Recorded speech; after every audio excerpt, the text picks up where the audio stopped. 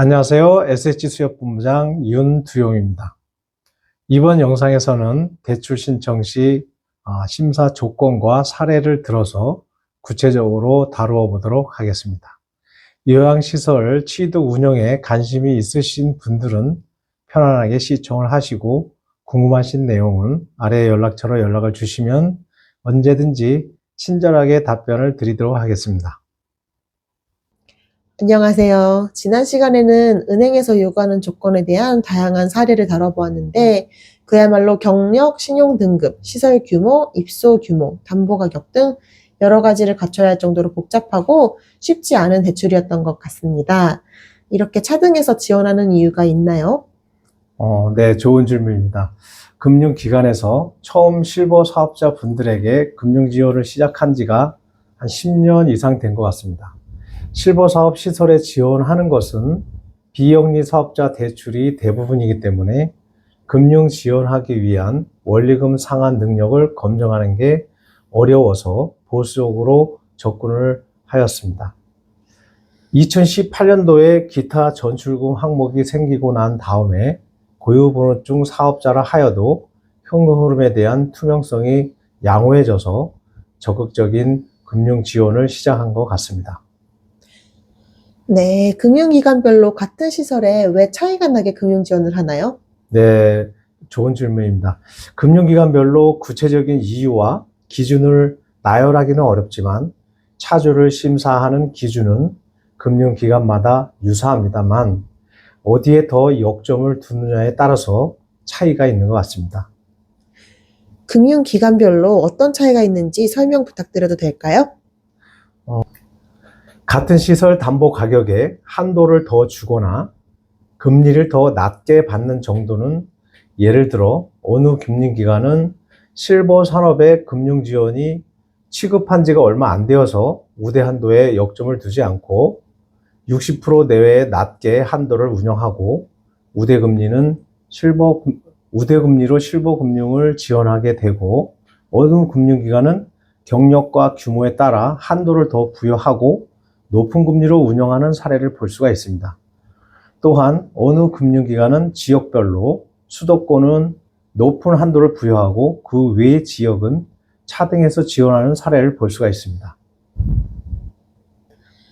요양시설이 대부분 영리 목적이 아닌 고유번호증 사업자라고 하는데 금융기관에서는 고유번호증 사업자에 대한 상환료 판단을 어떻게 하나요?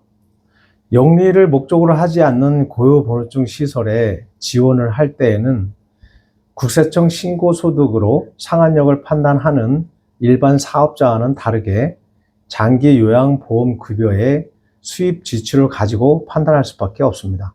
그래서 더욱이 대표의 운영 경력과 신용 등급이 중요시되고 입소 어른 1명당 급여 청구액과 인건비와 경비를 지출한 후에 기타 전출금으로 대출금의 원리금을 상환할 수 있는지를 판단하게 됩니다. 대략 수입이 어느 정도면 상환할 능력이 나오게 되나요?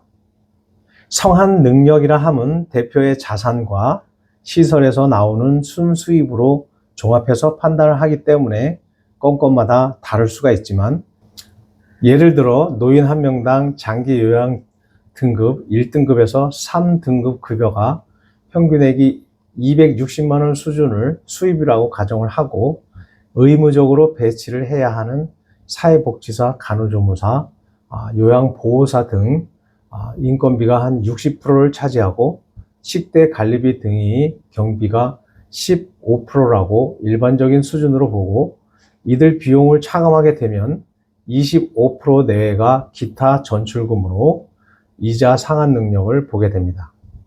위의 설명은 어디까지나 일반적인 기준을 말씀드리는 경우이고 원장님들마다 운영 방식에 따라 인건비 또는 경비의 지출 규모가 다양하기 때문에 평균적으로 말씀을 드리는 것이고요. 금융기관에서는 판단할 때에는 수입과 지출의 증빙 자료로 판단하기 때문에 영업이익이나 기타 전출금이 상환 재원이기 때문에 해당 규모의 여부가 상환력 판단 기준이 되므로 참고가 되면 좋을 것 같습니다. 네, 그러면 49베드 시설을 기준으로 예를 들어 봐주시겠어요? 예를 들면 중간 규모의 시설인 49베드 규모 시설을 추정을 해보면 월 수입이 1등급에서 3등급 평균 급여액이 260만 원으로 가정하면 1억 2,900만 원 연간 수입이 되고 인건비가 60%인 7,400만 원, 기타 경비가 15%인 2천만 원을 차감하게 되면 3,500만 원이 순수입으로 추정을 할 수가 있습니다. 수입이 월 3,500만 원이라면 수협의 기준으로 얼마의 대출을 받을 수 있을까요? 결론부터 이야기를 드리자면 다른 대출이 없다는 전제 하에 담보 가격 이내에서 50억 원의 대출 한도가 됩니다. 감정 가격 범위 내에서 은행 대출 이자가 연 5.5%라고 가정하고 대출 이자보다 수입이 1.5배 이상을 요구한다면 대출 이자가 2,300만 원 이어야 1.5배 되는 수입이 3,500만 원 수준이 되니 대출금은 50억 한도가 되겠습니다. 앞서 말씀드린 것은 상한력을 기준으로 말씀드린 것이고 이 한도는 담보가격 범위 내에 비율이어야 가능하다는 점을 이야기 드릴 수 있습니다. 다른 말씀으로 드리면 담보감정평가 금액에 해당 은행에서 정하는 한도 이내에서 가능한 금액임을 설명드립니다. 일반적인 수준으로 볼 때 49베드 기준으로 대출 이자를 제외하면 여력이 남을 건데 추가로 시설을 취득할 때 도움이 될 수 있겠네요. 네, 맞습니다. 위 시설에서 기타 전출금의 수입이 3,500만 원이라면 이자가 2,300만 원을 제외하면 추가 여력이 1,200만 원이 있게 되는데 추가로 시설을 취득하거나 증축, 시설 대출을 받는 경우 또는 운영자금이 필요한 경우 상한력 판단에 도움이 될 것입니다. 은행에서 상한력을 보는 기준은 은행별로 다를 수가 있습니다. 이렇듯 다양한 케이스를 종합적으로 검토하여 지원이 되고 있기 때문에 대출은 경험 많은 지점장과 금융상담을 우선 받고 진행하여야 자금 계획에 차질이 안 생긴다는 점을 말씀드립니다.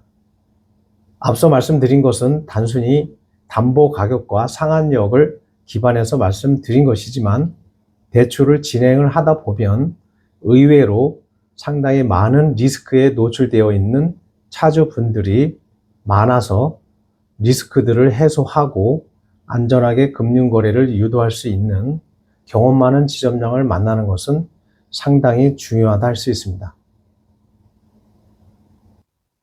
오늘 영상은 여기까지 설명을 드리도록 하겠습니다. 다음 영상은 대출 지원 사례에 대한 내용을 다룰 예정입니다.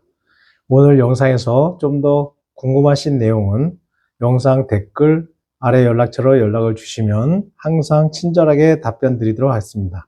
시청해 주셔서 감사합니다.